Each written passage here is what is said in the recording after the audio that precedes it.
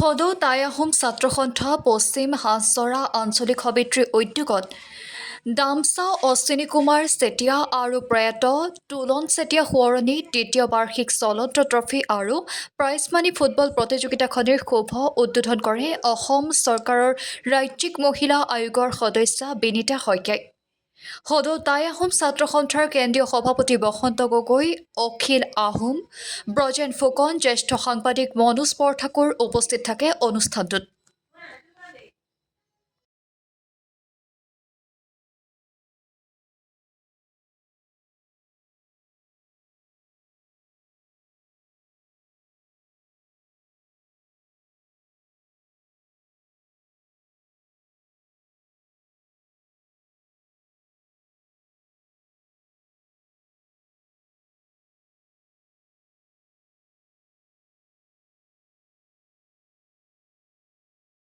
Start হ'ব হৈ গ'ল, গতিকে সকলোকে শুভেচ্ছা জনাই মোৰ ক'বলগীয়া টকা সামৰিছোঁ। ধন্যবাদ।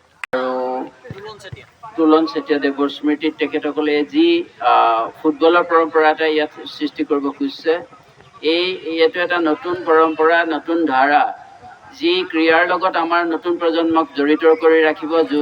যিমান দিনলৈকে পাৰে এইটো কণ্টিনিউ হোৱাটো আমি সকলোৱে বিচাৰিছোঁ। বিচাৰিছোঁ কিয়নো খেল মই সকলোকে প্ৰথমতে হেৰি কৰিবলৈ পাহৰিলোঁ, মানে হাজচৰা অঞ্চলৰ দুজন নমস্য ব্যক্তি, মোৰ ভাতৃপ্ৰতিম অশ্বিনী চেতিয়া ডাঙৰীয়াৰ সোঁৱৰণত আৰু তুলন চেতিয়া ডাঙৰীয়াৰ যি সোঁৱৰণত আজি এই হাজচৰা খেলপথাৰত যি খেল অনুষ্ঠিত কৰিছে, এই অনুষ্ঠানৰ আজি অস্থায়ী মঞ্চত উপবিষ্ট হাজচৰা উচ্চতৰ মাধ্যমিক বিদ্যালয়ৰ অধ্যক্ষ যতীন চেতিয়া ডাঙৰীয়া, মোৰ জ্যেষ্ঠ ভাতৃ মনোজ বৰঠাকুৰ ডাঙৰীয়া,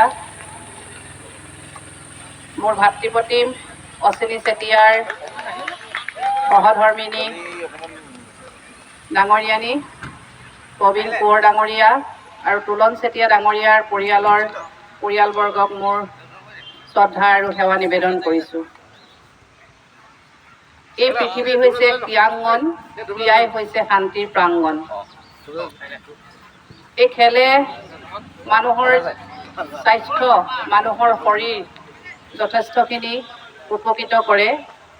আমাৰ যি উঠি অহা সন্তান, যি উঠি অহা প্ৰজন্মক এই খেলৰ জৰিয়তে তেওঁলোকৰ শাৰীৰিক আৰু মানসিক উদ্বিগ্ন কৰে।